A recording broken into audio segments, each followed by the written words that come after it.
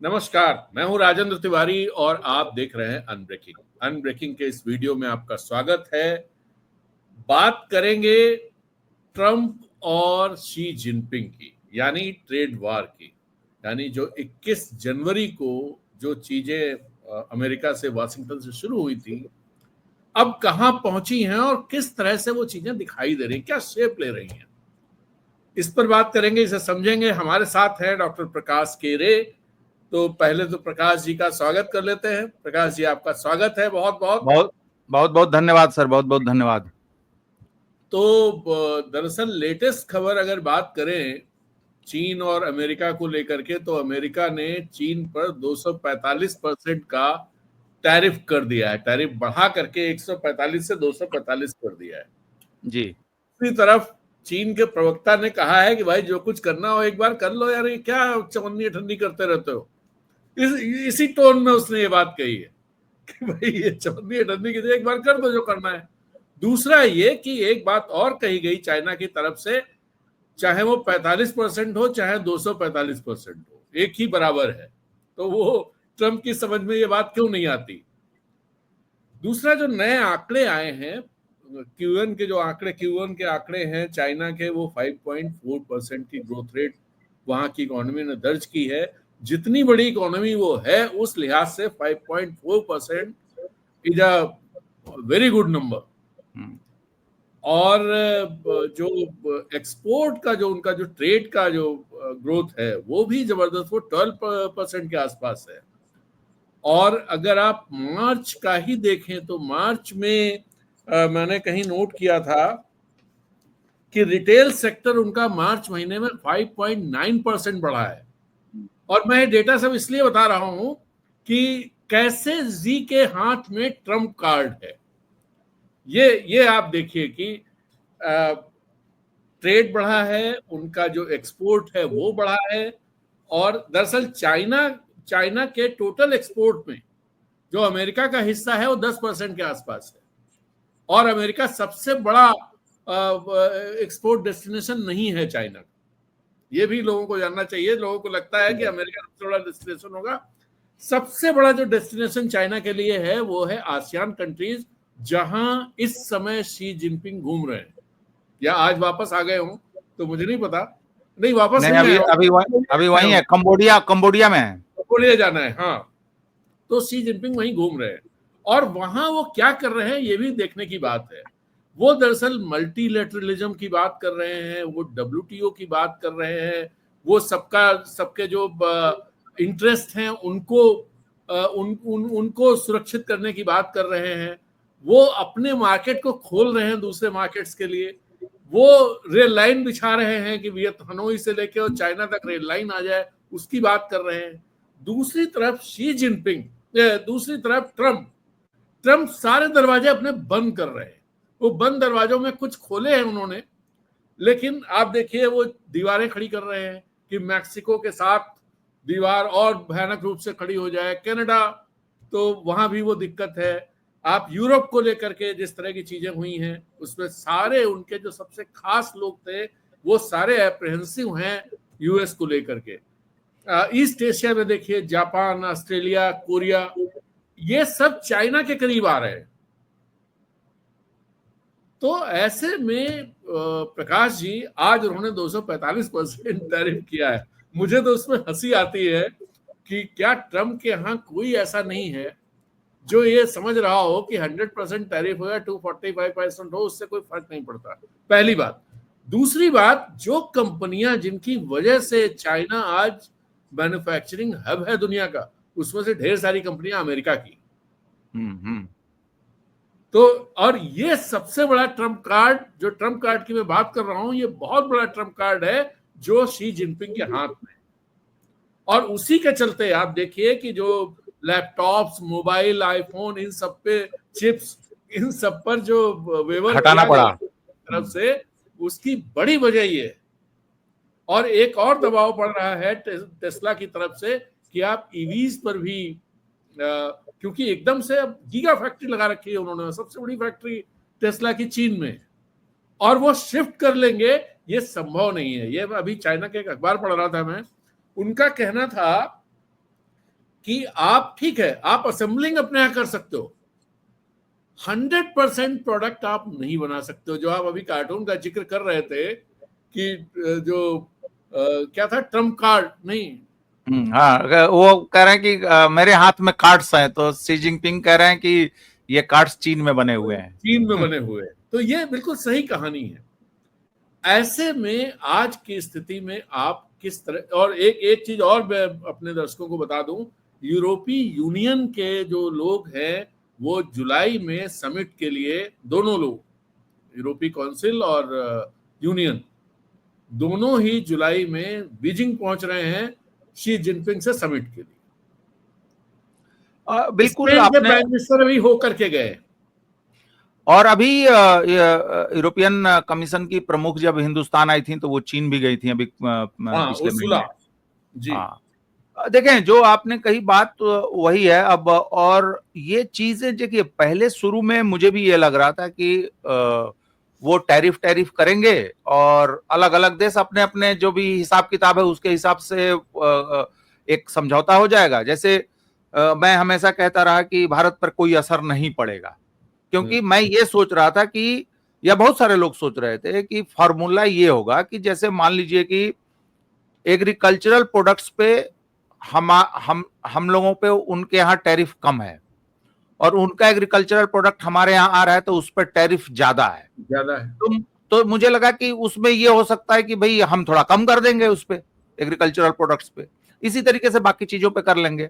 लेकिन Trump administration ने जो 2 अप्रैल को जो अनाउंस किया, उसमें जो उन्होंने फॉर्मूला लिया, वो फॉर्मूला जो है वो ना तो किसी गणित के आधार पर फिट बैठ रहा है, ना कॉमर्स के इकोनॉमिक्स के आधार पर फिट बैठता है।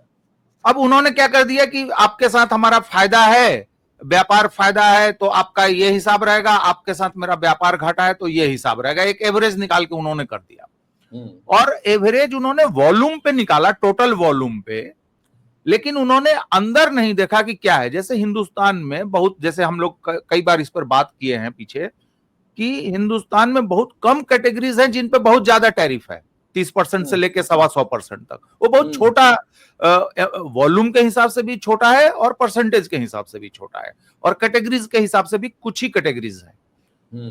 और लेकिन उन्होंने जो भी अपना फार्मूला निकाला और बाकी देशों ने अपने अपने तरीके से रिएक्ट किया, लेकिन चीन ने दूसरा रुख अपनाया। और आज हम देख रहे हैं कि आपने जिसका जिक्र किया कि 245%, मतलब इसका कोई रैशनल नहीं हो सकता। जबकि चीन ने पहले बोला था कि अभी हम जो उनके दबाव में, हम उनके जवाब में हम बढ़ा रहे हैं, अब हम आगे नहीं बढ़ाएंगे चाहे वो जो भी करें। उसके बाद भी इन्होंने ये 245% का हिसाब दिया है। अब देखिए इंटरेस्टिंग चीज जो हो रही है कि एक तो जो आपने जिक्र किया कि भाई आप, ठीक है, आपकी मंशा अच्छी हो सकती है कि आप अमेरिका में मैन्युफैक्चरिंग को बढ़ावा देना चाहते हैं, तो नई कंपनी भी लगेगी, कोई शिफ्ट ना भी करे, मान लीजिए कि वहां पे भी कुछ बने, तो एक फैक्ट्री, जमीन एक्वायर करना, वहां पे चीजें ये करना, लोगों को भर्ती करना, कच्चा माल कहां से आएगा, ये सिस्टम बनाने में तो 3-4 साल तो ऐसे ही गुजर जाएंगे, इनका टेनर ही जो खत्म हो जाएगा। एक तो ये। दूसरी चीज कि अमेरिका का जो अभी हाई पॉइंट है वो ये है कि सर्विस सेक्टर में, और खासकर टेक्नोलॉजी, सॉफ्टवेयर, इस तरीके की जो चीजें हैं, इवन सेमीकंडक्टर और हाई टेक्नोलॉजी, इन सब चीजों में अमेरिका का एक अच्छा खासा अपर हैंड है। जैसे कि अगर आप चाइना के साथ ही देखें तो लगभग $25 बिलियन के वो फायदे में है, अमेरिका फायदे में है सर्विस चीज को, सर्विस सेक्टर को अगर हम देखें तो उस पर बिल्डअप ना करके वो हर चीज के मैन्युफैक्चरिंग पे जोड़ दे रहे हैं कि मोजे से लेकर जो है सूट तक, जूता तक सब कुछ बनेगा। तो एक तो मुझे लगता है कि वो डायरेक्शन वो है। दूसरी जो चीज आपने कही कि क्या उनकी टीम में ऐसे लोग नहीं है, देखिए एक चीज तो ये है कि यह जो टीम बनाई है उन्होंने, वो टीम टैरिफ के मामले पे एक अपनी समझ बना चुकी है, वो चुनाव प्रचार से लेके और अभी तक वही लोग हैं वहां पे। अब जब इंटरेस्ट क्लैश करने लगे तो आपने देखा होगा ट्विटर पे बिल एक्मैन ने लिखा कि ट्रंप, एलन मस्क ये हैं वो हैं, उन्होंने उनके टैरिफ जो टैरिफ राजदूत हैं या जो भी हैं, उनको भला बुरा उन्होंने कहा। उन्होंने कॉमर्स मिनिस्टर को कहा कि ये आदमी बॉन्ड में इन्वेस्ट करता है, ये हेज फंड चलाता है, ये अपने फायदे के लिए शेयर बाजार को डुबो रहा है। लेकिन बिल एक्मन ने भी ये नहीं कहा कि टैरिफ्स गलत हैं, उन्होंने कहा कि प्रोसेस ठीक नहीं है। एलन मस्क ने टैरिफ पे सपोर्ट किया, लेकिन उन्होंने बाद में कहा कि भाई इसको रोल बैक करना चाहिए, ये इस तरीके से नहीं किया जाना चाहिए। तो वहां पर भी ये बहसें हैं, जिसका नतीजा आप ये देख रहे हैं कि चीजें टाली गई हैं, निगोशिएशंस हो रहे हैं। लेकिन दिक्कत यह है कि जब आपने पहले ही ये माइंडसेट बना लिया है कि टैरिफ से ही अमेरिका की इकोनॉमी बेहतर हो सकती है, तो चीजें प्रोग्रेस में नहीं है। जैसे उदाहरण के लिए आपको मैं 2 उदाहरण देता हूं।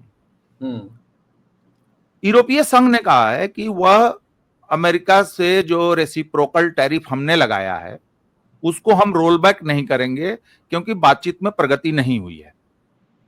आपने अगर कल का इंडियन एक्सप्रेस देखा हो तो उसकी पहली हेडलाइन ही थी कि भारत के कॉमर्स सेक्रेटरी कह रहे हैं कि हम लोगों को अमेरिका से एग्रीकल्चरल प्रोडक्ट्स ज्यादा हमारे मार्केट में आने की आशंका है, और चीन से मैन्युफैक्चर्ड चीजों के डंपिंग की आशंका है। ये कल कॉमर्स सेक्रेटरी का, हमारे कॉमर्स सेक्रेटरी का बयान छपा है, जो उन्होंने इंडियन एक्सप्रेस को दिया है, इंटरव्यू है। लेकिन एक और मैं खबर आपको बता दूं इसी में कि शीन फैशन जो चाइना का बड़ा ब्रांड है, जो रिलायंस के साथ यहाँ आ रहा था और यहाँ प्रोडक्शन मैन्युफैक्चरिंग एक फैसिलिटी, उसमें चाइना ने विड्रॉ कर लिया है। हाँ, इससे पहले बीवाईडी वाला मसला भी आगे नहीं बढ़ पाया है जी। और इंटरेस्टिंग चीज देखिए, जो हमारे देश में ये चीजें जो ड्रॉप हो रही हैं, दूसरी तरफ एनवीडिया के चीफ जो हैं वो अभी बीजिंग में हैं आज, जबकि कल ही अमेरिकी ट्रंप एडमिनिस्ट्रेशन ने उनको कहा कि पहले से रूल्स रेगुलेशंस है वहां पे। मैं अपने दर्शकों को बता दूं कि एनवीडिया जो है वो चिप बनाने वाली बहुत बड़ी कंपनी है, और जब डीपसीक आया था तो सबसे ज्यादा शेयर्स उसी के गिरे थे। और एनवीडिया का ये था कि अमेरिका ने बाइडेन के समय में ही था, जो ट्रंप पहले राउंड में जो टैरिफ लगा के गए थे और ट्रेड वार 1 जो चला था, उसके बाद बाइडेन के समय में भी वो चीजें बढ़ी, वो ट्रेड वार बढ़ा। तो उसमें ये हुआ कि ये चिप नहीं जाएंगे चाइना में, आप ज्यादा से ज्यादा इस लेवल तक आप भेज सकते हो। तो उसमें एक चिप और जोड़ दिया डोनाल्ड ट्रंप के एडमिनिस्ट्रेशन ने, उसको H20 बोलते हैं। लेकिन आप ये देखिए कि कल ये आदेश आया और एनवीडिया के चीफ जो है जेनसेंग जो है बीजिंग पहुंच गए। ये अपने आप में बहुत बड़ा एक संकेत है, सिंबल है, इंडिकेशन है। इसके साथ ये भी याद करना चाहिए कि जब सारे टेक मुगल जो थे वो डोनाल्ड ट्रंप के शपथ ग्रहण में लाइन लगा के खड़े हुए थे, तो उस समय भी एनवीडिया के चीफ जो थे वो चीन और ताइवान और कुछ और साउथ ईस्ट एशियन कंट्रीज के दौरे पर थे। उस समय भी वो बीजिंग में थे या संघाई में थे।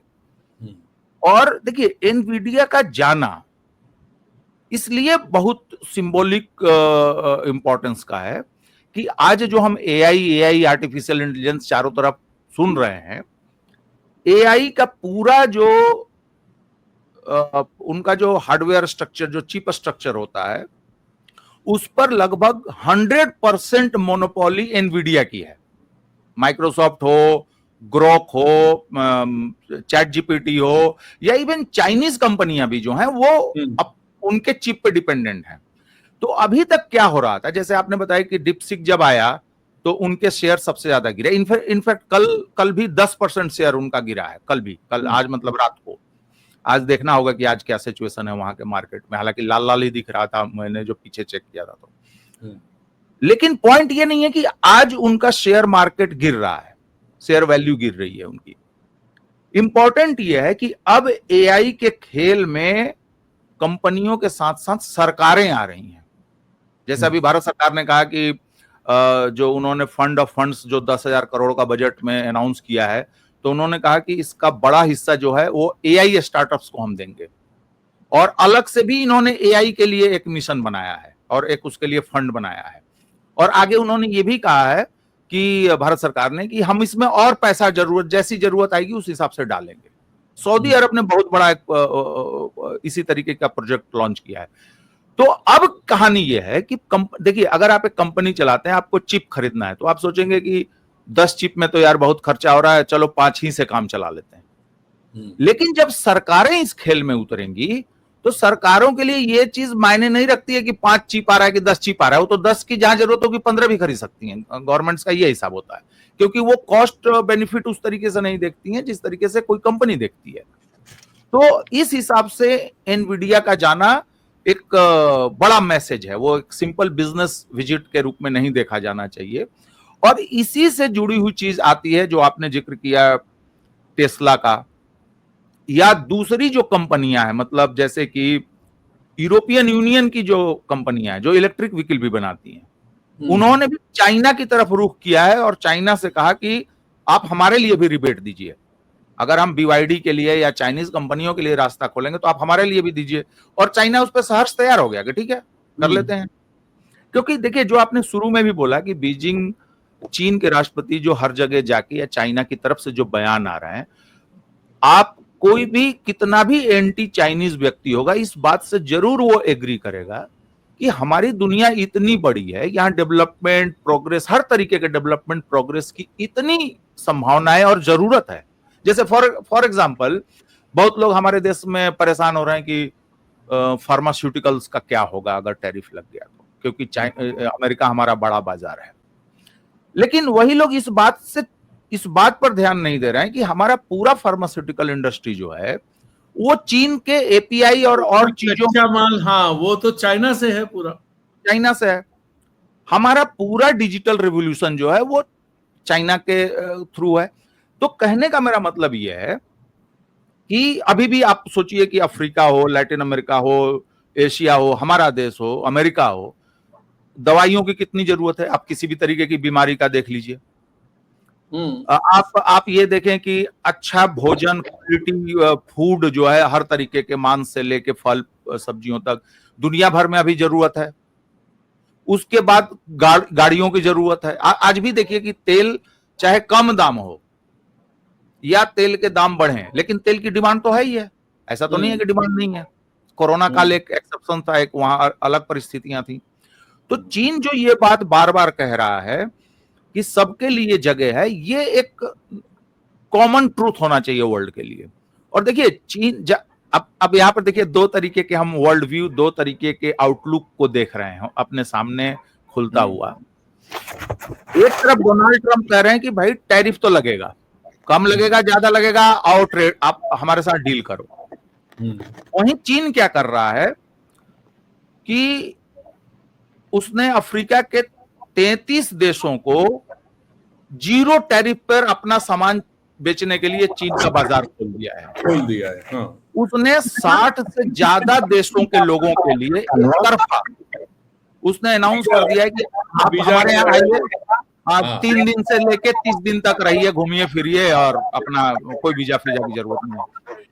तो जो ग्लोबलाइजेशन, जो फ्री ट्रेड, जो फ्री मूवमेंट ऑफ पीपल, जो हम लोग सोचते थे कल तक कि वेस्टर्न वैल्यूज हैं, डेमोक्रेटिक वैल्यूज हैं और इसी में दुनिया का कल्याण निहित है, उसका चैंपियन हम आज देख रहे हैं कि एक जिसको सो कॉल्ड कहा जाता था। मैं और जोड़ दूं कि जो यूनिवर्सिटीज हैं यूएस की, आज खबर इंडियन एक्सप्रेस या इकोनॉमिक टाइम्स में है कि 10,000 इंडियन स्टूडेंट्स जिनको एडमिशन मिल चुका था, उनका एडमिशन वहां की यूनिवर्सिटीज ने कैंसिल कर दिया, ये कहते हुए कि भाई हमारे यहाँ पॉलिसी चेंज हो गई है और वीजा बहुत मुश्किल है, इसलिए हम नहीं ले पा रहे। और भी बहुत सारी डिफिकल्टीज भी हैं, स्कॉलरशिप्स नहीं रह गई, ऐड कम हो गई, बहुत सारी चीजें।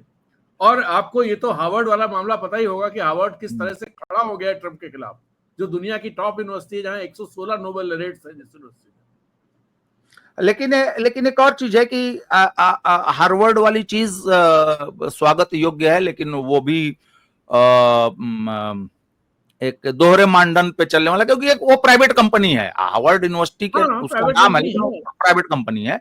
और उसी हार्वर्ड में जब फिलिस्तीन के फेवर में जो प्रोटेस्ट होते थे, तो हार्वर्ड का उसके एडमिनिस्ट्रेशन का क्या रुख था और क्या था, वो सब भी दुनिया जानती है। तो ये डबल स्टैंडर्ड है। धीरे धीरे मैं सराहना कर रहा हूँ।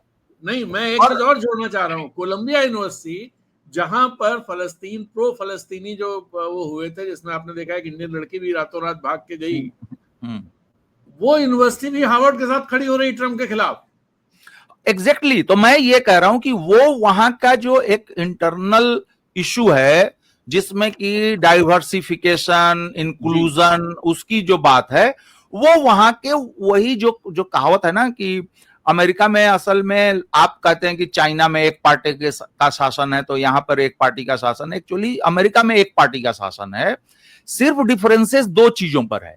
आप एलजीबीटी राइट्स को मानते हैं कि नहीं मानते हैं, और आप इंक्लूजन को स्वीकार करते हैं कि नहीं करते हैं, और तीसरा है गर्भपात के बारे में आपकी क्या राय है। तो रिपब्लिकन पार्टी में और डेमोक्रेट पार्टी में यही तीन बड़े अंतर है, बाकी चीजों पे कोई अंतर नहीं है। इसलिए मैं हार्वर्ड की बात वेलकम करता हूं, लेकिन मैं उसको सेलिब्रेट करने के मूड में नहीं हूं, इसलिए कि जब आप ये सारी खबरें हम लोग डिस्कस कर रहे हैं, तो एक खबर ये भी है कि एक हिंदुस्तानी स्टूडेंट, एक चाइनीज स्टूडेंट और एक ऑस्ट्रेलिया या कहीं का, 4 स्टूडेंट्स ने वहां पे अदालत का दरवाजा खटखटाया है कि उनको उनका वीजा कैंसिल करने की बात हो रही है या उनको डिपोर्ट करने की बात हो रही है। अब आप सोचिए कि जो वो लोग हैं, तो उनके इंस्टीट्यूशंस क्यों नहीं खड़े हो रहे हैं। तो ये हेडलाइंस, ये सब चीजें वहां के लोकल मसला है, और वो कोई इंटरनेशनली बहुत कुछ वो नहीं है। लेकिन दिक्कत ये है कि लिबरल खेमे को आजकल अच्छी खबरें नहीं आती हैं, इसलिए इस तरीके की खबरें आती हैं तो खुशी की बात होती है। लेकिन बहरहाल इसको प्रकाश जी एक तरह से और देखा जाना चाहिए। यूनिवर्सिटीज वाला जो मामला है, वो ट्रम्प के खिलाफ खड़े या नहीं खड़े, इन यूनिवर्सिटीज का एक बड़ा योगदान रहा है, और दुनिया भर के जो टॉप जो ब्राइट स्टूडेंट्स हैं, ब्राइट बच्चे हैं, उनको अमेरिका ने खींचा है, और उनके दम पर आज जो अमेरिकन ड्रीम लेकर के वो चला, जिसे साकार किया उसने, और आज सबसे बड़ी इकोनॉमी है, सबसे रिच कंट्री है, उसकी वजह वो सारे बच्चे हैं जो दुनिया भर के देशों से गए और इन यूनिवर्सिटीज में बड़े हुए। बिल्कुल, और मैं आपकी बात में जोड़ते हुए ये भी बता दूं कि जो स्टूडेंट्स दूसरे देशों से गए, वो उन्हीं स्टूडेंट्स ने अपने देशों में लौट के अपने देश को बेहतर बनाने में योगदान दिया, चाहे वो चाइना हो, हिंदुस्तान हो, साउथ ईस्ट एशिया हो, कोई भी देश हो। तो मैं वेस्टर्न यूनिवर्सिटीज या उनके पूरे इतिहास पे सवाल नहीं उठा रहा हूं। मैंने एक चीज अंडरलाइन की, मैंने तो कहा कि ये सराहनीय है, लेकिन वो वन इशू एजेंडा है, वन इशू मसला है। ये कोई बहुत बड़े वैल्यूज को लेके हार्वर्ड खड़ा हो गया है, ऐसी बात नहीं है। मैं सिंपल ये अंडरलाइन करना चाह रहा हूं। बहरहाल, इसी के साथ दूसरी चीज क्या हो रही है कि अगर आपको याद हो, जब पिछली बार शी जिनपिंग अमेरिका गए थे और बाइडेन से उनकी मुलाकात हुई थी, तो उसमें उन्होंने एक जबरदस्त फॉर्मेशन एक ऑफर दिया था अमेरिका को कि आप 50,000 स्टूडेंट्स को हर साल आप चीन भेजिए, उसका खर्चा वर्चा की चिंता मत करें आप, और जो स्टूडेंट्स जिस भी विषय में जो भी उसके लिए वहां पर अवेलेबल है, ऐसे लोगों को आप चाइना भेजिए। और इनफैक्ट चाइना ने बहुत सारे देशों को इस तरीके के ऑफर्स दिए हैं, उनकी संख्या कम ज्यादा हो सकती है। वही तो मैं कह रहा हूं कि जिन वैल्यूज को हम लोग अभी तक ये समझते थे कि वो अमेरिका या यूरोप के वैल्यूज हैं, उन वैल्यूज का चैंपियन आज के डेट में चीन हो रहा है। और इंटरेस्टिंग चीज मैं आपको बताऊं, मुझे जो ये कहते हुए ये भी चीज थोड़ी अफसोसनाक लग रही है कि जब हम कहते हैं, हमारे प्राइम मिनिस्टर कहते हैं कि ग्लोबल साउथ के लीडर हम हो सकते हैं, या हम हैं, या हम वॉइस ऑफ साउथ, तो भारत के पास एक अच्छा मौका हो सकता था कि वो भी इस प्रोसेस में अपने वैल्यूज को, जो प्राइम मिनिस्टर अपने स्लोगन्स में बोलते हैं, भाषणों में बोलते हैं, बुद्ध, वसुधैव कुटुंबकम और होलिस्टिक लाइफ, ये जो लाइफ वाला जो यूनाइटेड नेशन के साथ शुरू हुआ है, जो चीजें स्लोगन्स में और प्रोग्राम्स में दिख रही हैं, उनको अगर प्रैक्टिकली चैंपियन करते तो भारत भी एक देखिए, चाइना के पास सिर्फ इकोनॉमिक पावर आज के डेट में नहीं है, चाइना के पास एक जियोपॉलिटिकल पावर भी है और एक सर्टेन मोरल पावर भी है। नहीं तो आप ये देखिए ना, जिस वियतनाम पर लोग बोलते हैं कि कब्जा और कॉलोनियलिज्म, उपनिवेशवाद की हिस्ट्री, वियतनाम पर 1000 साल तक चीनियों का कब्जा था। हाँ, और वियतनाम में कम्युनिस्ट पार्टी की गवर्नमेंट होने के बावजूद, चीन में कम्युनिस्ट पार्टी की गवर्नमेंट होने के बावजूद, इनमें बीच बीच में लगातार तनातनी रही है। उसके बावजूद आप देखिए कि वो लोग किस लेवल पे जाके कोऑपरेशन कर सकते हैं। तो हम लोग बहुत कुछ होता हुआ देख रहे हैं इस ट्रेड वार के बहाने। नहीं, एक और आपको अभी टाइम की इन्फ्लुएंसर लोगों की लिस्ट आई है जो बहुत चर्चा में है। टॉप 100 लोगों में मोहम्मद यूनुस हैं, लेकिन पीएम मोदी नहीं है। और आपने मोहम्मद यूनुस का नाम लिया तो आपने वो खबर भी देखी होगी जो कुछ दिन पहले भारत ने अपना ट्रांजिट फैसिलिटी वापस लिया बांग्लादेश से, जिससे हाँ, होके भूटान और म्यांमार और नेपाल में सामान जाता था बांग्लादेश का। अभी इन्होंने, बांग्लादेश ने हमारे बहुत सारे प्रोडक्ट को बैन कर दिया।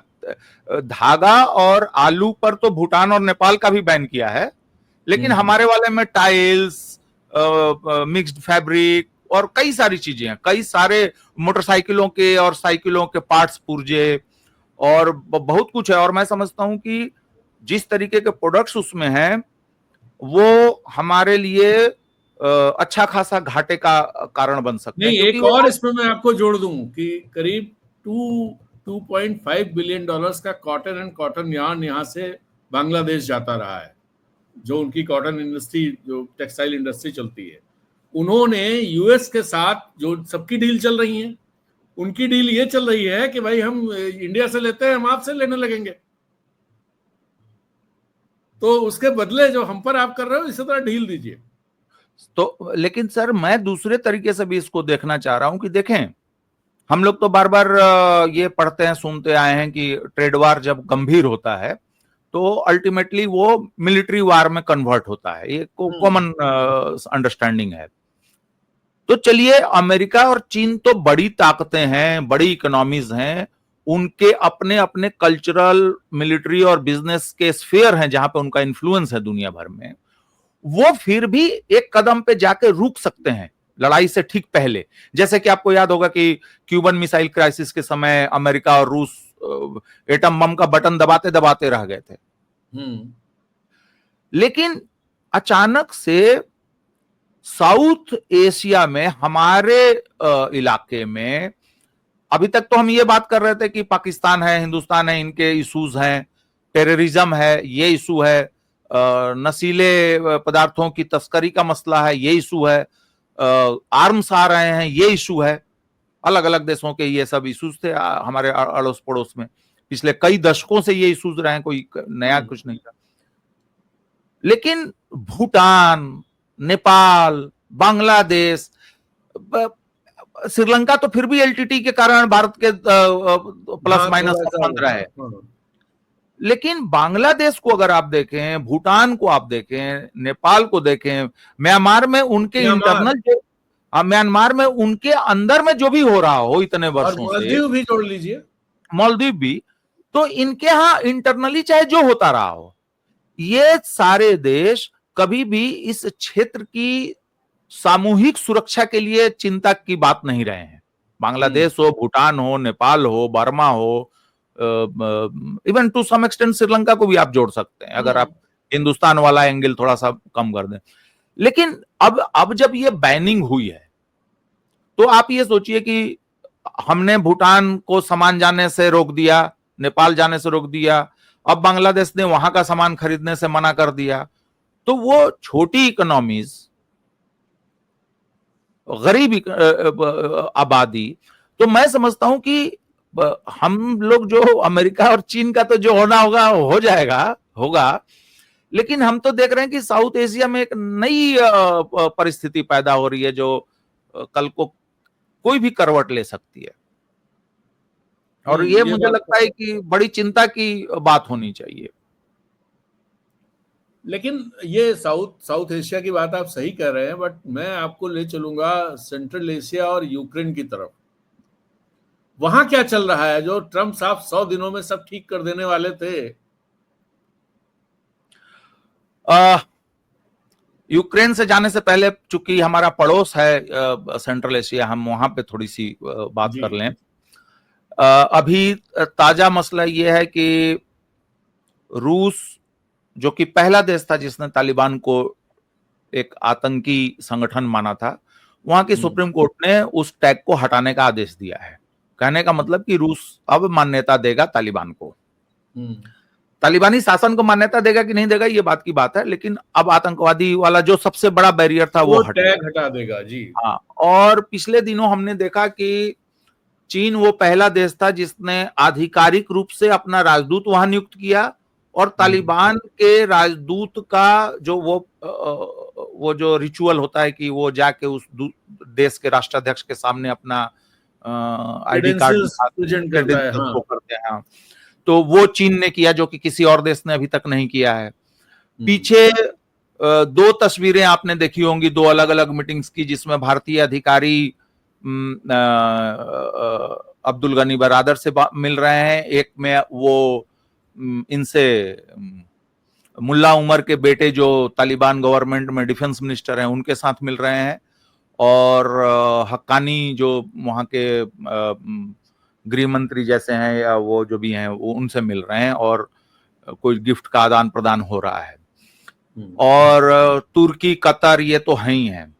और भारत ने, ऐसी भी खबरें आई थी कि भारत ने तालिबान को ये ऑफर दिया है कि आप चाबहार पोर्ट का इस्तेमाल करें अपने बिजनेसेस के लिए, और हमें भी रास्ता मिलेगा सेंट्रल एशिया के थ्रू सेंट्रल एशिया पहुंचने का।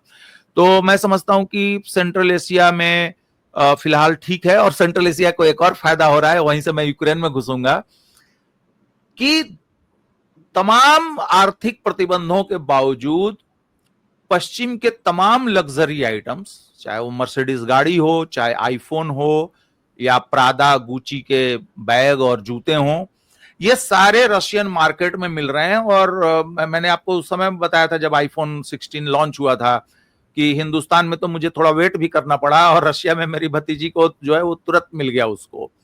तो ये सारा जो सामान है वो रीरूट हो रहा है थ्रू सेंट्रल एशियन कंट्रीज, और सेंट्रल एशियन कंट्रीज का तो आप जानते हैं उनका रूस के साथ एक ऐतिहासिक वो रहा है, वो हिस्से रहे हैं सोवियत यूनियन के और रशियन एम्पायर के।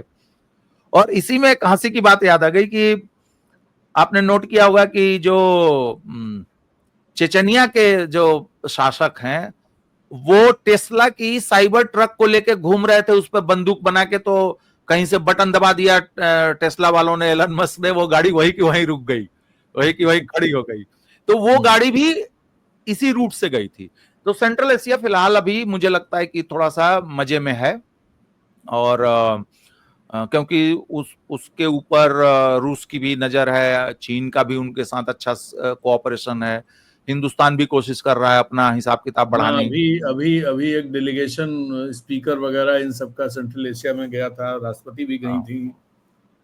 और इनफैक्ट वो बहुत हमारे लिए बहुत अच्छा था, जो कि हम लोग आपस में भी बात किए हैं कि जैसे कश्मीर जो है हमारा, तो वो जो रूट हुआ करता था, ट्रेडिशनल रूट थे सब, सिल्क रूट से लेके और तमाम उनके, तो सेंट्रल एशिया के साथ मुझे लगता है कि सब ठीक ठाक है।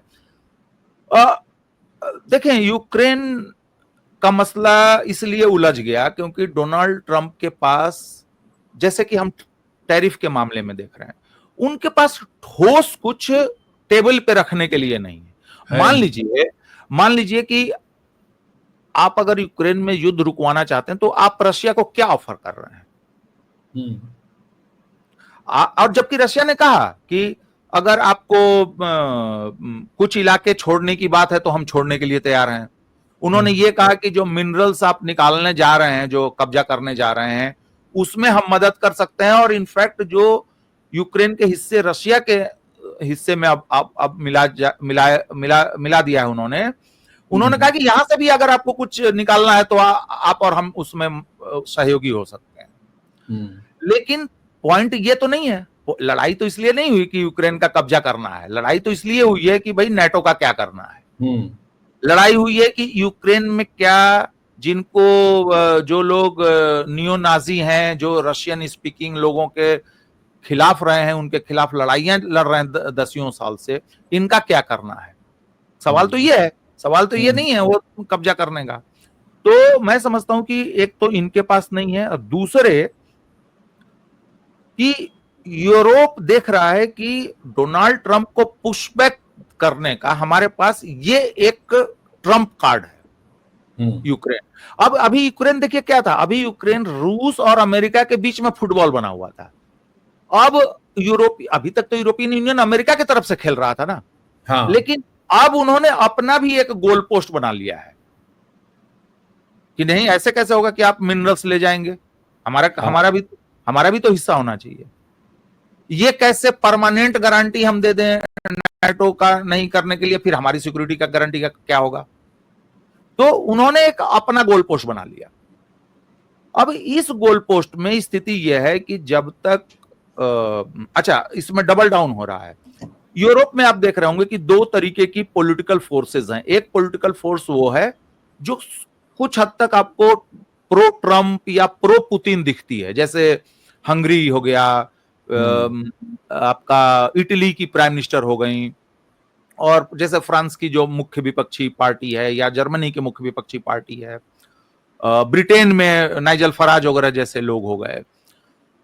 तो अब जो लिबरल ग्रुप्स हैं वो अब डबल डाउन कर रहे हैं कि किसी तरीके से हमको अपनी पॉलिटिकल सत्ता को बचा कर रखनी है। तो इसके लिए वो अलग बात है कि उसमें कितना अच्छा हो रहा है कितना बुरा हो रहा है। जैसे उन्होंने रोमानिया में राष्ट्रपति के कैंडिडेट को चुनाव लड़ने से रोक दिया, फ्रांस में राष्ट्रपति के चुनाव लड़ने से ली पेन को रोक दिया गया। तो अब क्या हो रहा है कि यूरोप अपने, जो हम अमेरिका में कुछ हद तक या बहुत हद तक भारत में, अभी आपने सर्बिया में देखा कि सरकार विरोधी प्रदर्शन जितने बड़े हुए उतने ही बड़े प्रदर्शन जो है वो राष्ट्रपति के फेवर में हुए। तो अभी दुनिया भर के लोकतंत्रों में आप देख रहे हैं, जो बोल्सोनारो पर केस चल रहा है ब्राजील में, और अभी हमने फिलीपींस में देखा पूर्व राष्ट्रपति को किस तरीके से पकड़ा गया, उनको यूरोप भेजा गया और उनकी बेटी पे महाभियोग लगाया गया। हमने दक्षिण कोरिया में भी देखा पिछले महीने राष्ट्रपति की घटना और तमाम चीजें। तो दुनिया भर के लोकतांत्रिक, बांग्लादेश में भी देखा, बांग्लादेश में देखा, बहुत बड़ा, उससे पहले श्रीलंका में भी देखा, पाकिस्तान में देखा, हाँ। और नेपाल में भी कुछ कुछ चीजें हो ही रही हैं, आप देखिए, हो रही हैं। और उससे पहले आप चले जाए तो बर्मा में हुआ, जो आन सूची को नहीं लड़ने दिया गया और तमाम चीजें। तो दुनिया भर में जहां भी मल्टी पार्टी डेमोक्रेसीज हैं, देखिए ये अब कम से कम उन लोगों को जिनकी उम्र 40 साल से अधिक हो गई है और जो रिस्पॉन्सिबल जगहों पे हैं, जैसे कि वो पत्रकार हैं, वो प्रोफेसर हैं, ऑफिसर हैं, पॉलिटिशियंस हैं, नौकरशाह हैं, उनको अब स्कूली निबंध लिखने की समझदारी से बाहर निकलना चाहिए। जो हम लोग लोकतंत्र के बारे में जो स्कूलों में लिखते थे उनको निकलना चाहिए। दुनिया भर के लोकतांत्रिक समाज आज के डेट में राजनीतिक और सामाजिक रूप से भयानक रूप से विभाजित हो चुके हैं। बात तो यहां तक आ गई ना कि सरबत मुसलमान और हिंदू, बात तो यहां तक आ गई ना। और बात यही नहीं हो रही। दरअसल मामला क्या है प्रकाश जी, इसको इस तरह समझिए कि डेमोक्रेसी वही सक्सेसफुल हो सकती है जहां पर बीच का स्पेस बहुत ज्यादा हो। एग्जैक्टली वह ये है कि बीच का स्पेस वो सिमटना शुरू हो गया, और फार राइट जो है वो तेजी से उसने वो स्पेस छेक लिया। कुछ जगहों पर फार लेफ्ट ने भी छेका है। और एग्जैक्टली सर, अर्थव्यवस्था के क्षेत्र में भी यही हो रहा है। अर्थव्यवस्था में जो मिडिल स्पेस होना चाहिए वो ज्यादा होना चाहिए, ताकि गरीब उसमें एकोमोडेट हो सके ज्यादा से ज्यादा संख्या में, और वहां पे नई जो एमएसएमई एंड स्मॉल सेक्टर ये सब बड़ा होना चाहिए। हमारे यहाँ क्या हो रहा है, बड़े कॉर्पोरेट्स बड़े हो रहे हैं पूरी दुनिया में। आप ही क्या नहीं, तमाम लोकतंत्रों में। हाँ, लेकिन एक चीज मैं आपको कहूं, चाइना इस पे थोड़ा कंट्रोल करता रहता है।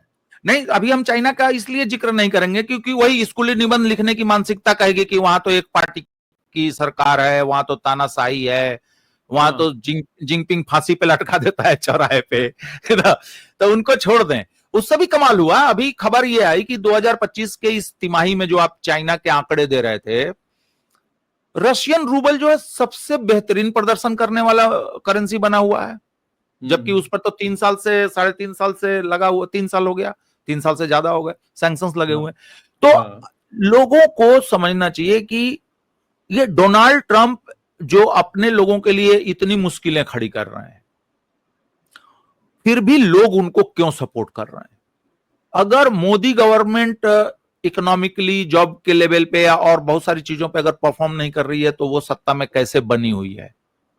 ब्रिटेन में बुरा हाल है उनके इतिहास का, फिर भी लोग इंटरेस्ट नहीं ले रहे हैं चुनाव में, और उसमें ही पार्टी बदल गई तो आप कह सकते हैं कि हरा दिया, जिता दिया। फ्रांस में एग्जैक्टली हम यही चीज होता हुआ देख रहे हैं। फ्रांस में तो स्थिति ये आई कि देखिए, फ्रांस का क्राइसिस जो है वो लोकतंत्र के क्राइसिस को बहुत बेहतर तरीके से दिखाता है, और इसलिए मैं फ्रांस का उदाहरण रेखांकित करना चाहूंगा, क्योंकि फ्रांस को ही लिबरल डेमोक्रेसी का, आधुनिक लिबरल डेमोक्रेसी का उसका क्रैडल कहा जाता है, कि वहीं से चीजें आई। आप देखें कि पिछले साल जब हमारे यहाँ वो थे चुनाव, लोकसभा के चुनाव थे, उसी दौरान वहां पे यूरोपियन पार्लियामेंट के चुनाव हुए। फ्रांस में right wing, far right party जो है बहुत अच्छे मार्जिन से जीत गई। तो मैक्रोन ने कहा कि ये मैंडेट मेरे खिलाफ है, मैं फिर से जनता के बीच में जाऊंगा। उन्होंने पार्लियामेंट भंग करा दी, अपने इस्तीफा नहीं दिया, पार्लियामेंट को भंग कराया। दिक्कत देखिए खेल, भाई आपके खिलाफ अगर ये है तो आप हटिए, अब बोल दीजिए कि मैं दोबारा लड़ रहा हूं, मैं इस्तीफा दे रहा हूं। हालांकि फ्रांस के राष्ट्रपति, फ्रांस के संविधान के हिसाब से ये 2027 में दोबारा नहीं लड़ पाएंगे, तो इन्होंने पार्लियामेंट का चुनाव करा दिया। पार्लियामेंट के चुनाव में लेफ्ट और फार लेफ्ट की पार्टियां नंबर 1 आ गई। हाँ। नंबर 2 आ गया ये फार राइट वाली पार्टी आ गई, और इनकी पार्टी डिस्टेंट थर्ड पे चली गई, इनका जो भी गठबंधन था।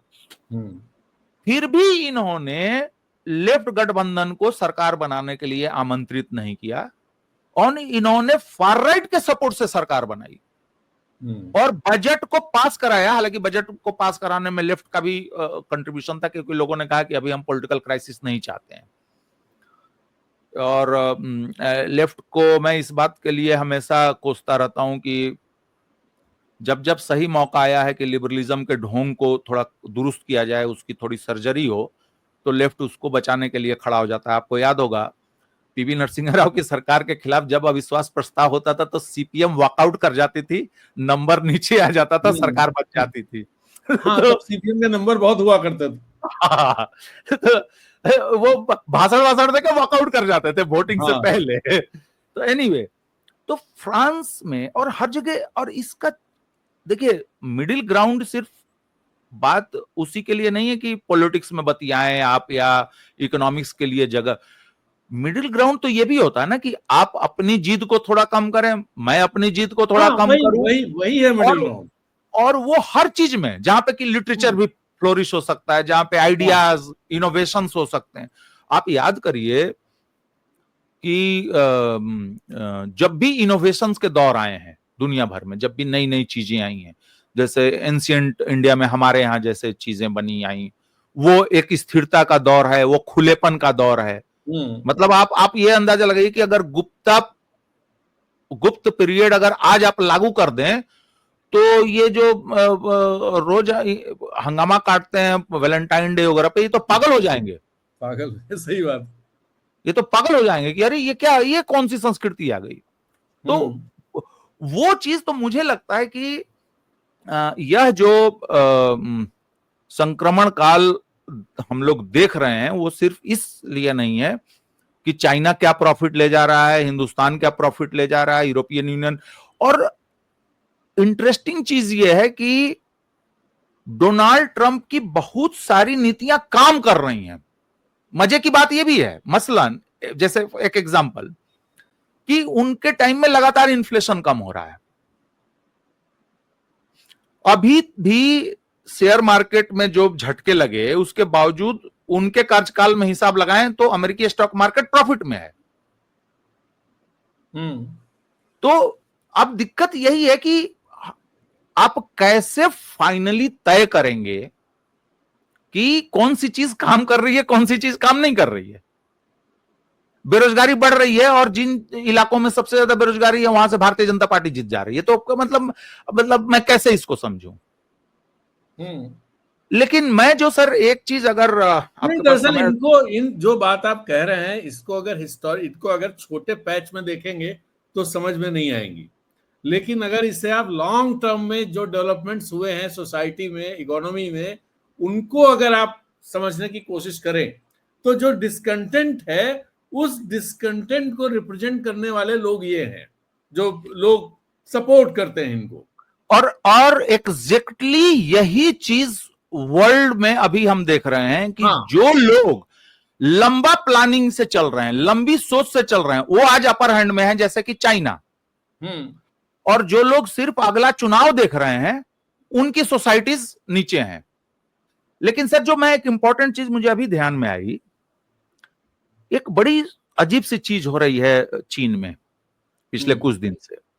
वहां पे लोग, यंग लोग जो सोशल मीडिया पे एक्टिव रहते हैं और बहुत आर्टिकुलेट हैं, बहुत अच्छी अंग्रेजी बोलते हैं, वे अलग अलग जगह में जाके वीडियो बना रहे हैं कि ये गुची का बैग है, ये सामान इटली से आया है, ये सामान ब्राजील से आया है, ये सामान अमेरिका से आया है, ये सामान हमने बनाया, ये चीन में बना है, ये मलेशिया से आया है, हमने इसको चाइनीज क्राफ्ट्स जो भी आदमी है उसने इसको सिया है, बनाया है, अब ये यहां से चला जाएगा, इसकी कॉस्ट ये आई है टोटल, इटली का सामान सब मिला जुला के। अब ये जाएगा गुची के यहां या प्रादा के यहां, वो या नाइकी के जाएगा, वो इसके ऊपर एक वो लगा देगा लोगो। और यही चीज स्विस घड़ियों में भी होती है। स्विस घड़ी जिसको हम बोलते हैं, उसका रूल ये है कि अगर उस घड़ी का 60% वैल्यू जो है, अगर वो स्विट्जरलैंड में जनरेट हुआ है, तो वो स्विस घड़ी है। तो क्या करते हैं, ये बनवाते चाइना में है, लेकिन अब 60% का रूल है, आपको इसको बहुत प्रीमियम दाम पे बेचना है, तो उनके जो शीशे, डायल, इस तरीके की जो चीजें होती हैं, उनकी कीमत ये मैक्सिमम कर देते हैं। ओके।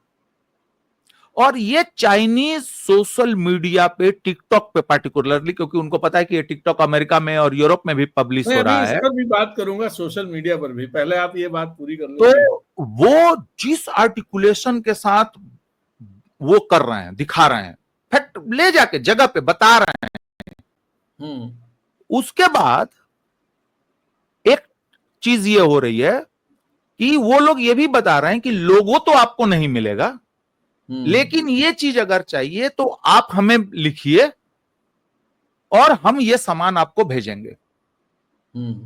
और कुछ लोग ये भी वीडियो बना रहे हैं कि अगर आपको डर लग रहा हो, जैसे सोशल मीडिया पर डर लग रहा है ना, कोई आदमी कह रहा है कि भाई बेचूंगा, पता नहीं 420 हो जाए, कुछ हो जाए, तो वो कह रहे हैं कि वेबसाइट है, आप वहां पे चले जाइए, उस वेबसाइट पे अपने रिक्वायरमेंट को डालिए, वहां के लोगों को फीस दीजिए, वो लोग जाके चेक करेंगे, गवर्नमेंट से एफिलिएटेड और सारा कुछ वो सब है, वो सारी चीजों की गुणवत्ता वगैरह की जांच करके, क्या प्रोसेस है, कितना टैक्सेशन है, क्या है, नहीं है, कितना समय लगेगा, इसकी आपको जानकारी दे देंगे।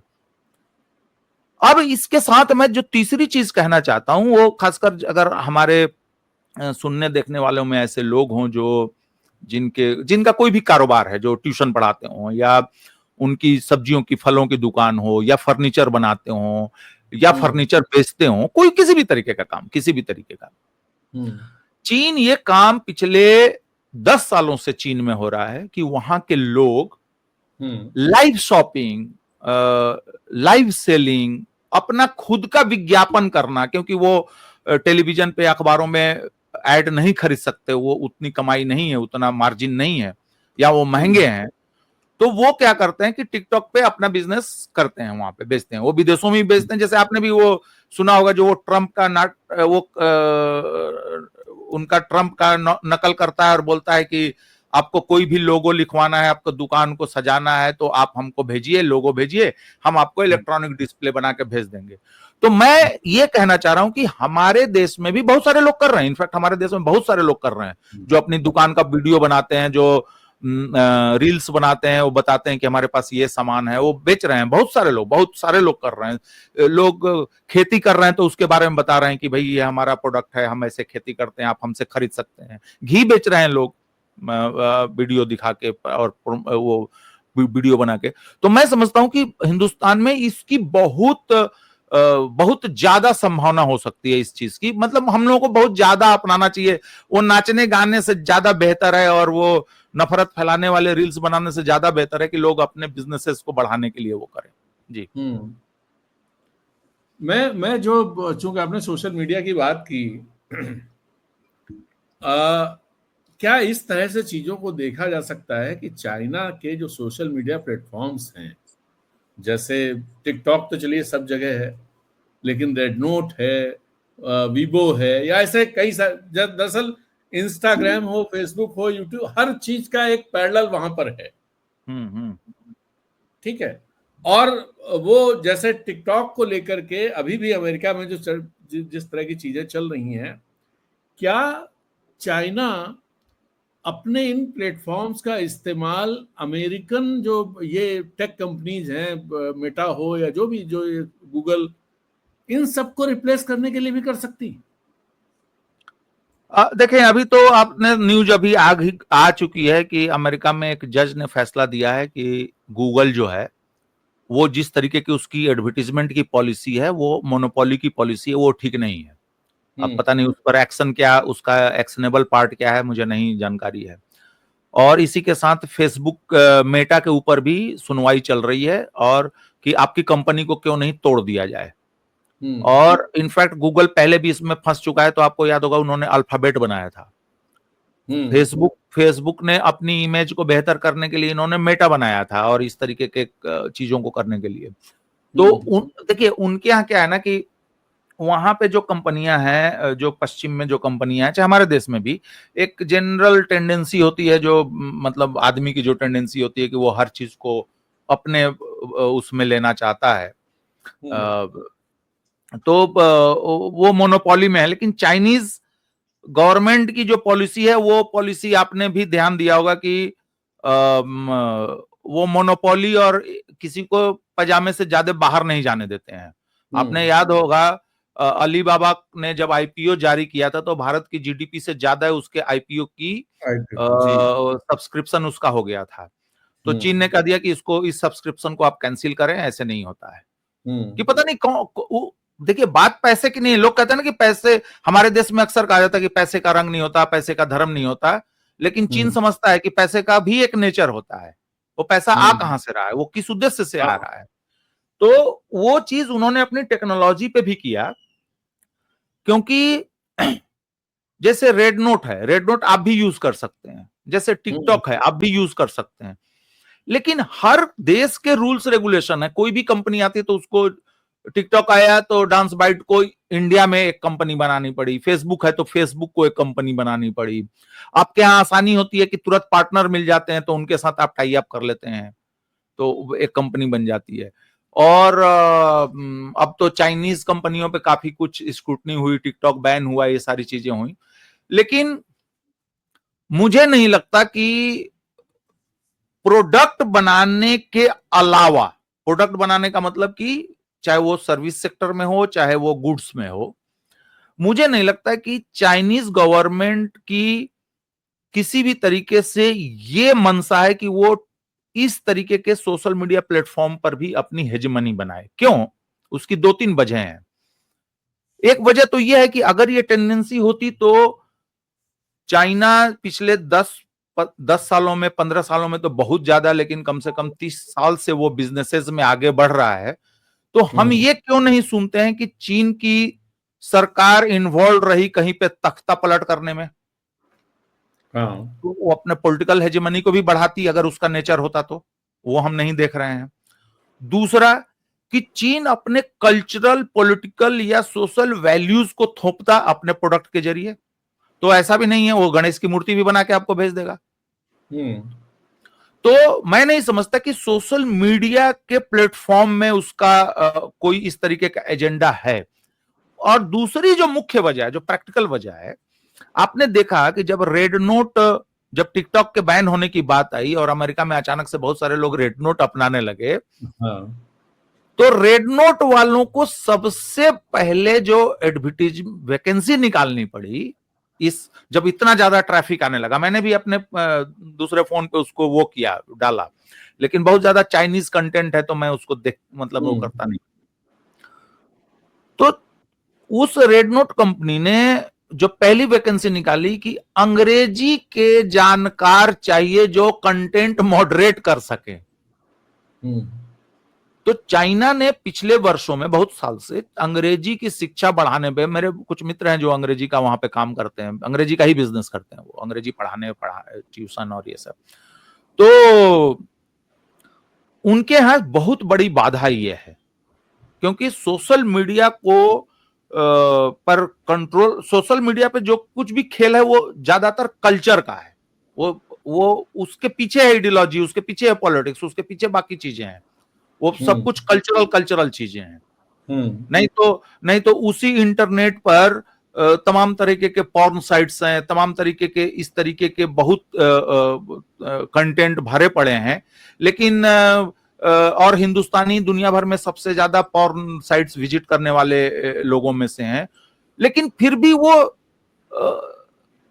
रील्स पर क्यों टूटे पड़े हैं जिसमें कि उतनी भी नंगाई नहीं है, उतना भी कोई कहे कि बहुत कोई जो ब्यूटी मिथ है वो भी उतना नहीं है, लेकिन उन रील्स को क्यों देख रहे हैं? तो बेसिकली वो कल्चरल एक मसला, वहां पे आप जुड़ रहे हैं कि हमारे इलाके की लड़की नाच रही है या हमारे जैसी लड़की आदमी नाच रहा है, गा रहा है। तो एक तो चीज वो है। तीसरा कारण जो मुझे समझ में आता है कि आइडियोलॉजिकली अगर चीन के इतिहास को भी आप देखें तो फिलॉसफी या आइडियोलॉजी विचार के लेवल पे चाइनीज कभी बहुत प्रभावी नहीं रहे हैं।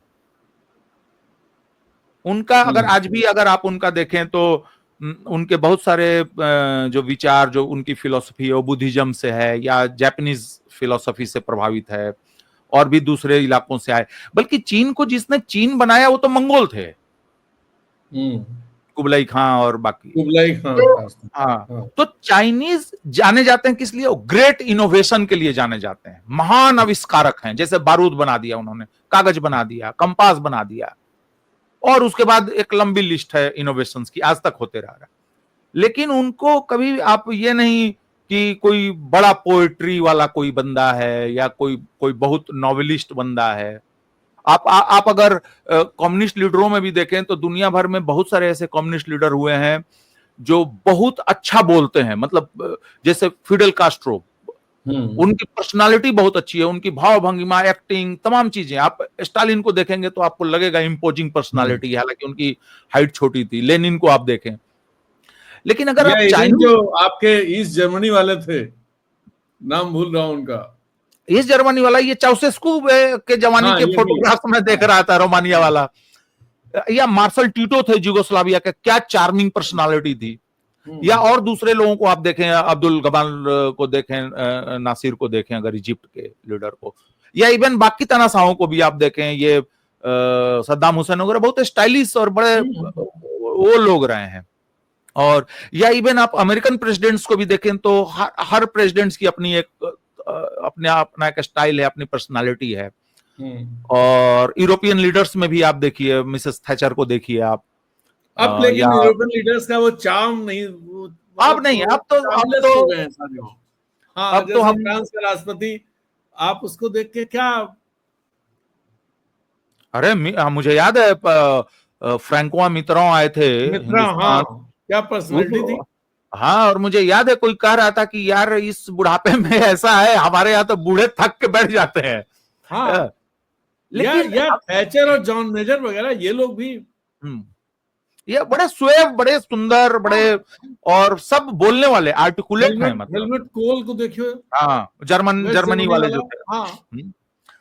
तो अगर आप इनकी तुलना अगर आप चाइनीज लीडरशिप से करें तो वो लोग परफॉर्म, इवन गोर्बाचोव को देखो आप, गोर्बाचोव भी बहुत, गोर्बाचोव बहुत हैंडसम थे, बहुत हैंडसम थे। और गोर्बाचोव के अगर भाषण आप सुने, भले रूसियन समझ में नहीं आएगी, लेकिन बहुत बढ़िया लगेगा कि अरे कुछ बढ़िया बोल रहे हैं। लेकिन अगर आप चाइनीज लीडर्स को आप देखें तो वो अच्छे ओरेटर नहीं है, वो उनकी पर्सनालिटी ऐसी नहीं है कि आपको देख के लगे कि यार कोई महान नेता सामने खड़ा है। वो उन्होंने अपना काम बहुत कमाल किया। आप माओ को देखिए, जो आदमी जवानी के दिन से लगा रहा और मरते मरते तक उतने बड़े देश में वो जो है वो बाबा बना रहा। आप देंग को देखिए, हाँ, उतना छोटा आदमी। अभी मैं देख रहा था सिंगापुर के, मॉडर्न सिंगापुर के फादर कहे जाने वाले इनका ली कुआन, हाँ ली कुआन का वो देख रहा था। उन्होंने कहा कि क्वेश्चन ये पूछा गया उनसे कि दुनिया के तमाम नेता आपके फैन हैं कि कैसे एक मछुआरों के गांव को इन्होंने दुनिया में विकसित एक आइलैंड बना दिया, लेकिन आप किसको पसंद करते हैं, आपका आइडियल, आप किसको रेस्पेक्ट से देखते हैं? तो उन्होंने देंग जियाओपिंग का नाम लिया और उन्होंने बताया कि जब 1976 में देंग जियाओपिंग आए कि भाई तुम लोगों ने कैसे कर लिया, हमें भी कुछ सिखाओ। तो वो बता रहे हैं कि ये आदमी कैसे छोटी छोटी चीज पूछ रहा है, सीख रहा है, जाके कर रहा है, करवा रहा है, और उनकी हाइट भी छोटी थी देंग की। अच्छा, उसके बाद जो हु जिनताओ आए और जियांग जेमिन आए, उनको तो कोई याद भी नहीं करता। आप बच्चों से अगर पूछ दें किसी से जीके में, तो उनको पता भी नहीं होगा कि जियांग जेमिन भी आए और चले गए। बहुत रोल रहा है चाइना जहां खड़ा है। नहीं, हर लीडर का रहा है उसमें, ये नहीं। इवन बहुत लोग भूल जाते हैं कि खाली चाइना डिक्टेटरशिप है। सन्यात सेन जो कुमितांग पार्टी के, नेशनलिस्ट पार्टी के जो लीडर रहे, और उनके मरने के बाद चांग काई शेक ने उसको हथियाया और कैसे ताइवान बनाई, तो इतिहास में सब कोई जानते हैं। लेकिन मैडम सेन का क्या हुआ? मैडम सेन चाइना में रही बहुत लंबे समय तक, तो वो उपराष्ट्रपति का उनको पद रहा, मतलब एक सेरेमोनियल ही था, 4-5 उपराष्ट्रपति होते तो उसमें वो थी। और एक समय वो चाइनीज लीडर थी लेट 70s 80s में, जब मतलब अपने अंतिम समय में थी। और अगर आप कभी ध्यान से वीडियो देखेंगे, डॉक्यूमेंट्रीज देखेंगे, जिसमें कि जैसे नेशनल पीपुल्स कांग्रेस बैठती है या पोलिट ब्यूरो, कम्युनिस्ट पार्टी के सम्मेलन हो रहे हैं, तो दीवालों पे तस्वीरें लगी रहती हैं नेताओं की। उसमें आप देखेंगे कि डॉक्टर सन्यात सेन की भी तस्वीर लगी हुई है। तो चाइनीज बाकी चीजों में मतलब दे आर द बेस्ट, लेकिन वो अपने को सेल नहीं करते कि देखो मैं स्वेब हूं, मैं बहुत स्मार्ट हूं। अब जैसे हमारे यहाँ ये बात तो अभी भी आप देखिए तो शी जिनपिंग ने कहीं ये बात नहीं बोली कि वो ऐसा कर रहे हैं, उनको कोई नुकसान होगा, फायदा होगा, नहीं होगा, क्या होगा, कुछ भी। पूरा आप देख लीजिए, पूरा चल रहा है, सारे लीडर्स बोल रहे हैं, यूरोपियन लीडर्स आगे बढ़ बढ़ के बोल रहे हैं, जो भी बोल रहे हैं, इवन सिंगापुर के प्राइम मिनिस्टर तक, और ये सब लोग बोल रहे हैं। बस 2 ही लीडर हैं जो नहीं बोल रहे हैं, एक इंडिया का प्राइम मिनिस्टर भी नहीं बोल रहे हैं। हमारे प्राइम मिनिस्टर बिजी हैं घरेलू मामलों में। और इंटरेस्टिंग चीज मैं आपको बताऊं सर, अभी थाईलैंड में बिम्स्टेक की मीटिंग हुई। हाँ, बिम्स्टेक एक समूह है जो कि जिसको क्वाड के बाद मैं दूसरा मानता हूं कि वो संगठन नहीं है, प्रेस विज्ञप्ति है, मैं हमेशा बोलता हूं। वही है, जिस तरह के देश हैं, देख लीजिए आप उसे। तो आप सोचिए कि उसकी सबसे बड़ी हाईलाइट ये थी कि प्राइम मिनिस्टर मोदी और वहां के बांग्लादेश के so called adviser Mohammad Yunus की मुलाकात हुई, और जिसमें जो अखबारों में, हमारे अखबारों में छपा, हाँ, और उन अखबारों में भी छपा जो सरकार के मुखपत्र माने जाते हैं, कि प्राइम मिनिस्टर ने उनको ये बात कही, उसके लिए उनकी आलोचना की कि भाई आपने ये हमारे 7 सिस्टर्स जो स्टेट्स हैं पूर्वोत्तर के, उनको क्यों आपने ऐसे बोल दिया, चीन में उसका उल्लेख करने का क्या मतलब था, और ये वो, और हिंदुओं के और अल्पसंख्यकों का मसला उठाया, ये सब। आप ये सोचिए कि इस बात के हफ्ते भर भी नहीं बीते और ट्रेड वार शुरू हो गया दोनों देशों में। मतलब ये मुझे, मतलब मैं ये नहीं कह रहा हूं कि प्राइम मिनिस्टर की ये कोशिश रही होगी कि ट्रेड वार हो, मेरे पास नहीं, एविडेंस नहीं है कुछ कहने का, लेकिन आप अमेरिका गए और आपके ऊपर टैरिफ हो गया, आप जो है यहां गए, ये हो गया, पीछे आप पाकिस्तान गए, सार्क ही बंद हो गया। सी जिनपिंग को आपने बुलाया, गलवान हो गया, और क्या हो गया। मेरा ये, मैं ये नहीं कर रहा हूं कि प्राइम मिनिस्टर को ये नहीं करना चाहिए, हमेशा बातचीत करने के लिए तैयार रहना चाहिए, लेकिन उसका रिजल्ट क्या होता है? अखबारों में और टेलीविजन पे प्रोग्राम्स बनने के अलावा, पैकेजिंग के अलावा, इन चीजों की उनका हासिल क्या है? और मुझे तो आश्चर्य होता है। आप याद करिए, अभी कुछ दिन पहले की बात है, पंचशील के 50-55 साल कुछ ऐसा बन रहा था। चीन अभी भी पंचशील को याद करता है। हम लोग तो 62 की वजह से हमारा मोहभंग हो गया है। हम लोग तो नाम नहीं लेते हैं। हाँ, नहीं, हम लोगों ने उसी को ट्रांसलेट कर दिया, वसुधैव कुटुंबकम कर दिया, युद्ध नहीं बुद्ध, उसको ट्रांसलेट कर दिया। वो बेसिकली वो नेहरू और वो चैंग का क्या नाम था उनका, चाउ इन लाई वाला ही कहानी है, सिर्फ अनुवाद का मसला है। आप सोचिए कि उतने सारे देशों के राष्ट्राध्यक्ष आए, अभी उन्होंने ब्रिक्स किया, 130 देशों के राष्ट्राध्यक्ष जुटे, और आप वहां पर देखेंगे कि बाकी तो भाई चाइना इतना डेवलप्ड कंट्री है, तो कारें होंगी, होटल्स होंगे, जहां पे जलसा होगा वो बहुत सुंदर भव्य होगा। हमारे यहाँ तो ऐसी जगहें भी नहीं है, इवन दिल्ली में नहीं है। ले देखो, हैदराबाद हाउस का है और राष्ट्रपति भवन है, दो ही तो जगह हैं जहां पे आप डिग्निटरीज को जो है बुला सकते हैं। और हैदराबाद हाउस को भी आप अगर लॉन्ग शॉट में लेंगे तो छोटी जगह है, कोई बड़ी जगह नहीं है, छोटी जगह है। तो लेकिन आप वहां पर देखें कि ये चीज शो ऑफ नहीं हो रही है कि मैं हूं, देखो मैंने इतने लोगों का जलसा करा दिया, ये है वो। वहां भी वही बातें हैं, चीन सबके साथ सहयोग के लिए है, दुनिया बहुत बड़ी है, हम लोग एक दूसरे का हाथ थामे। और देखिए, चीनी बड़े स्मार्ट होते हैं। अभी हमने टर्की में भूकंप आया था, मुझे अभी भी याद है। नेपाल के भूकंप का मैं हमेशा जिक्र करता हूं, आपको याद होगा, नेपाल में भूकंप आया था तो इंडियन मीडिया को नेपालियों ने डांट के भगाया था, हमें याद है, अच्छी तरह से याद है। उसी तरीके से जब टर्की में प्राइम मिनिस्टर ने इमीडिएटली रात को भूकंप आया, उन्होंने ट्वीट किया कि नहीं, ये सारे लोग देखो इसमें क्या मदद भेजी जा सकती है, भेजिए। बहुत अच्छा था, सब कोई प्रेज की, अच्छी बात थी। लेकिन अगले दिन से वही शुरू हो गया, कश्मीर राग अलापता है और फिर भी हमने मदद की, ये है वो है। अरे यार, 100 कंबल भिजवा दिए, कम से कम इतना तो बड़ापन रखो यार, इतनी महान संस्कृति के हम लोग वंशज हैं। और चीनियों ने कोरोना काल में जब इटली को भेजा, इटली को मदद भेजी, जब यूरोपियन यूनियन ने हाथ खड़े कर दिए कि भैया हमारे पास मदद करने के लिए कुछ नहीं है, तो उस पैकेज पर लिखा हुआ था कि हम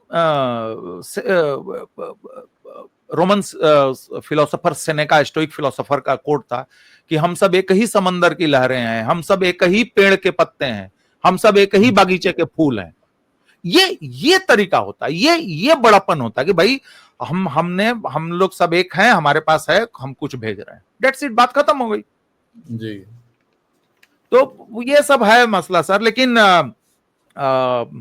मुझे बहुत सारे लोग कह रहे थे और ट्विटर पे लिख रहे थे, आर्टिकल्स लिख रहे थे कि डोनाल्ड ट्रंप दुनिया को थाली में सजाकर शी जिनपिंग को दे रहे हैं।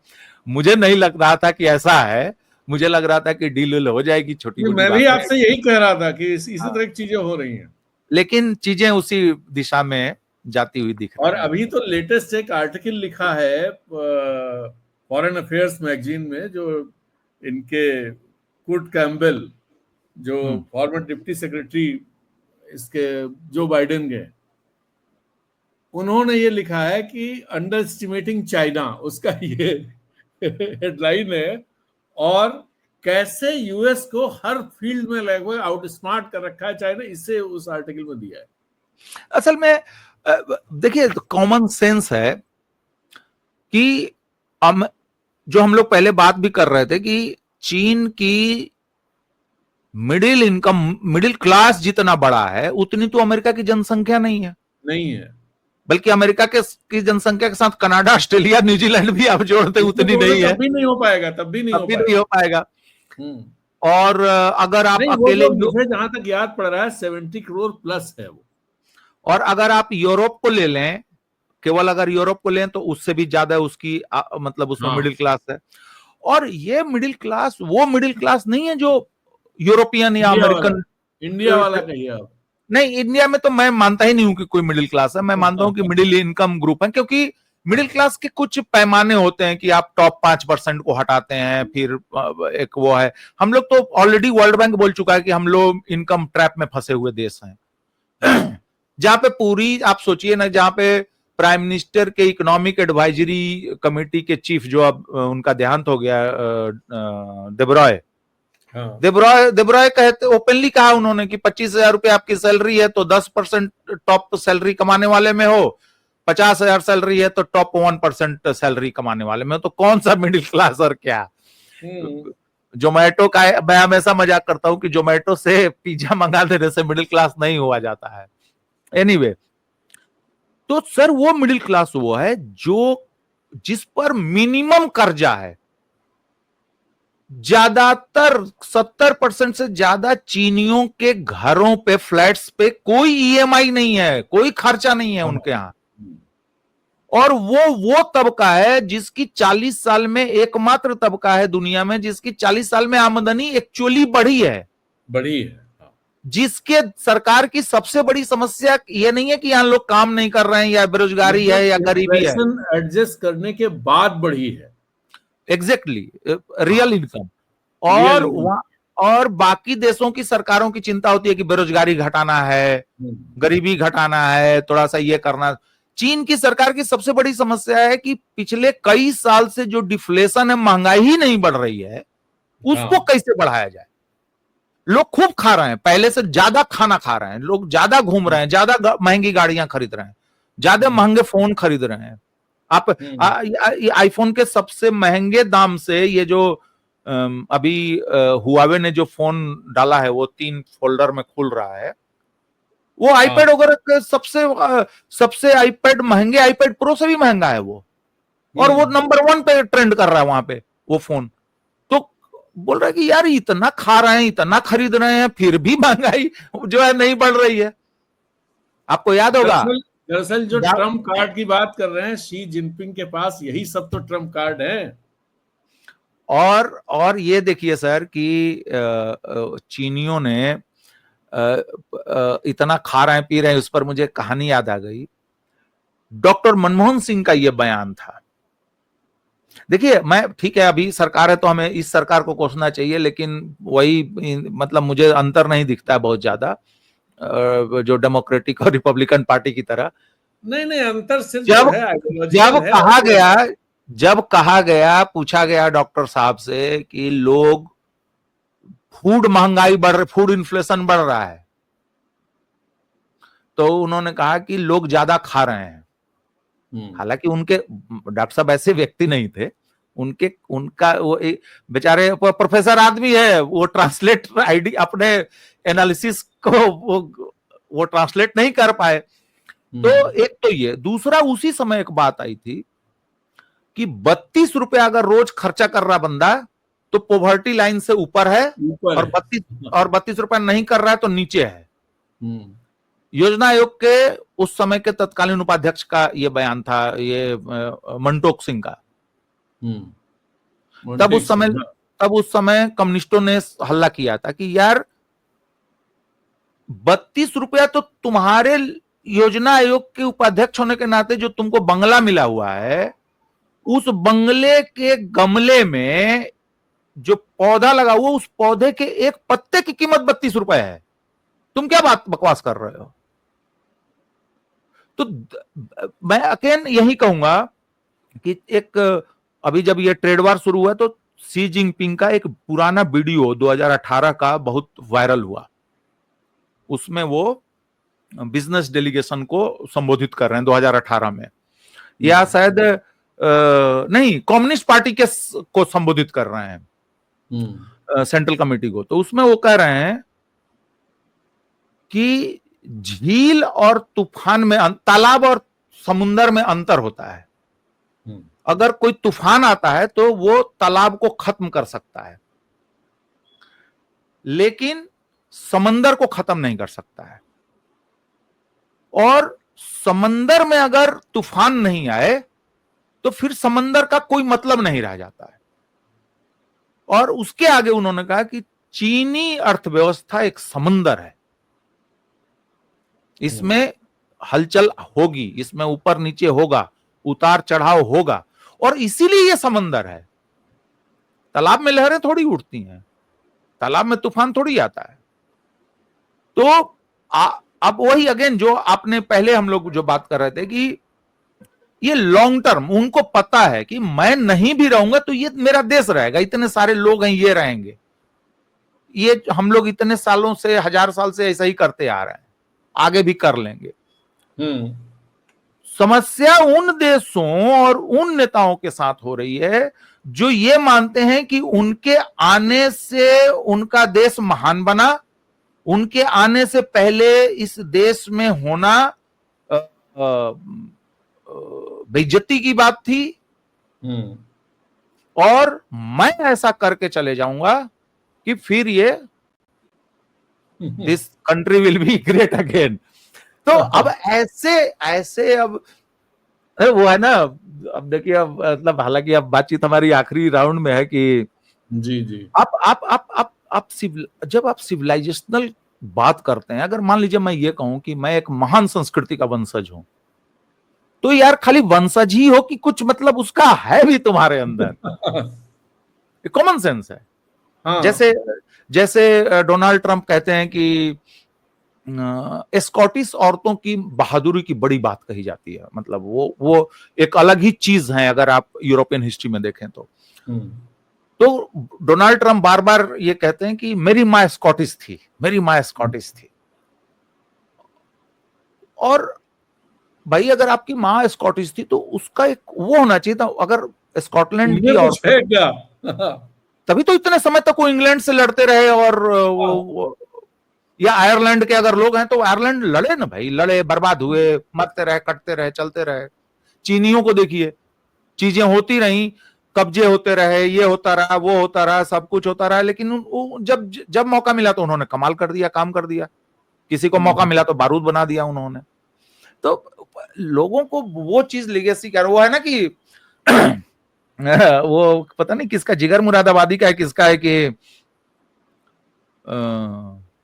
जो थोड़ा पी के बहक गया उसे मैं कदे से निकाल दो। यहां कम नजर का गुजर नहीं, ये अहले जर्फ का काम है भाई। इतनी छोटा, मतलब आप सोचिए कि आप अंदाजा नहीं लगा सकते हैं। चीन में अभी मेरे कुछ मित्रों से बात हो रही थी जो वहां पर ट्रेडिंग के काम में है, एक्सपोर्ट इंपोर्ट के काम में, तो उनको लोकल एडमिनिस्ट्रेशन से फोन आ रहा है कि क्या आप अमेरिका सामान भेजते हैं? तो अगर आपने कहा कि नहीं हमारा अमेरिका नहीं एक्सपोर्ट होता, हमारा यूरोप होता है या इंडिया होता है कहीं, बोले अच्छा ठीक है। अगर आपने कहा, अगर आप नहीं ठीक नहीं कि ठीक है अपना कोई बात, हाँ, लेकिन अगर आपने कहा कि अमेरिका, हाँ हम सामान भेजते हैं अमेरिका, तो अच्छा कितना भेजते हो, ये भेजते हो, वो भेजते हो, तो या तो उनका अधिकारी कोई स्टाफ कोई आएगा या आपको बुलाया जाएगा, आप सारा डॉक्यूमेंट्स और बाकायदा ट्रेनिंग दी जा रही है 2-3 तरीके से, जैसे कि ऑल्टरनेटिव मार्केट्स क्या हो सकते हैं उसको एक्सप्लोर करो, तुम कितना मार्जिन कम अधिक कर सकते हो जिससे कि टैरिफ में हम लोग एडजस्ट कर सकते हैं, क्या ये सामान इंपॉर्टेंट है, क्या हम इसी सामान में कुछ चीज बदलाव कर दें या कुछ और चीज बनाएं और कहीं और हम बेचें तो क्या पॉसिबल है।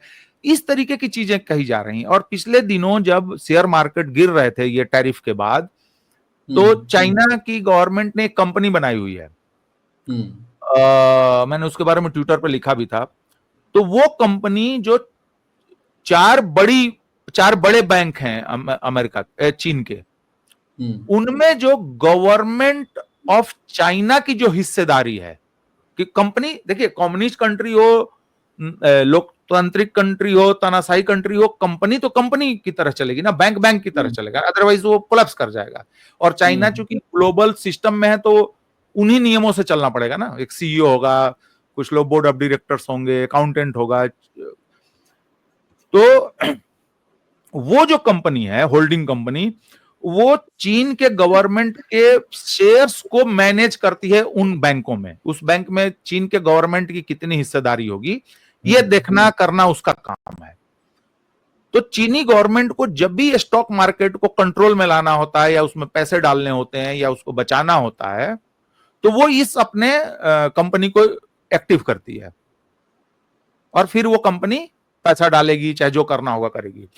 तो जब शेयर मार्केट गिरने लगा, ऐतिहासिक गिरावट आई, तो हांगकांग के जो मैकेनिज्म थे उनको एक्टिवेट किया गया और इनको एक्टिवेट किया गया, चाइना वालों को।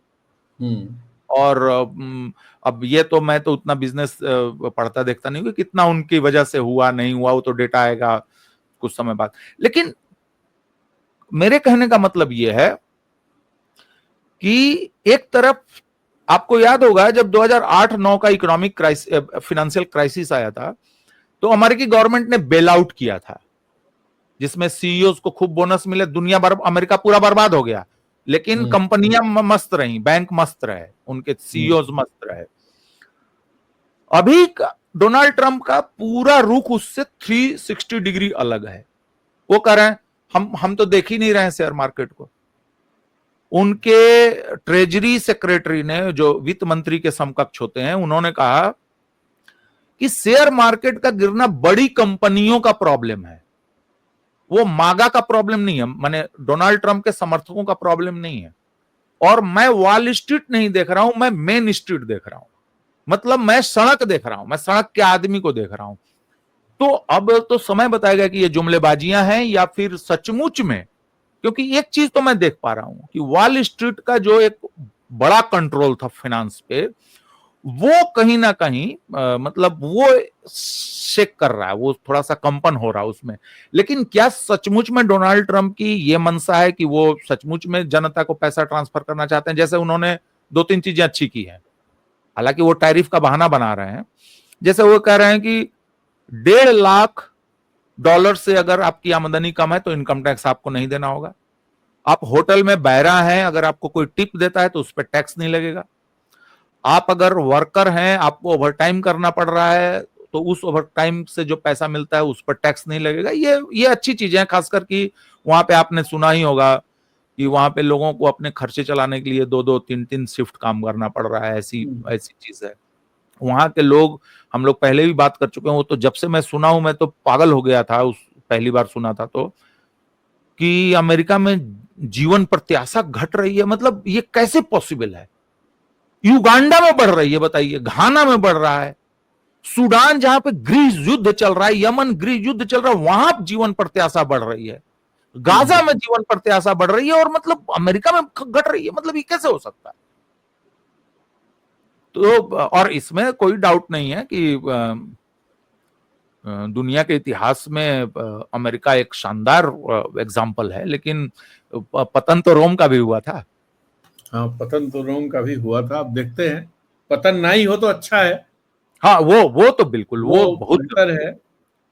लेकिन अब देखते हैं क्या होता है। तो पतन तो रोम का भी हुआ था। इसी नोट पर अपनी बातचीत समाप्त करते हैं। बहुत लंबी बात हम लोगों ने की, और इस वादे के साथ कि हम लोग फ्रीक्वेंटली बात करा करेंगे। बिल्कुल बिल्कुल सर, बिल्कुल जी जी सर, तो थैंक यू सर। जी, तो ये बातचीत यहीं समाप्त हुई, और आप सब लोगों से अनुरोध है कि यदि आपको ये बात अच्छी लगी तो इसे शेयर कीजिए, ज्यादा लोगों तक पहुंचाइए। इसके अलावा क्या आपको लगता है कि इस ट्रेड वॉर में अमेरिका और चाइना कौन आगे रहने वाला और क्यों? आप अपनी टिप्पणी लिखें, कमेंट लिखें, तो हमें पता चलेगा और हम उस पर बात आगे बढ़ा सकेंगे। तो इसी के साथ अब बात खत्म करने की याद दीजिए। नमस्कार, शुभ रात्रि।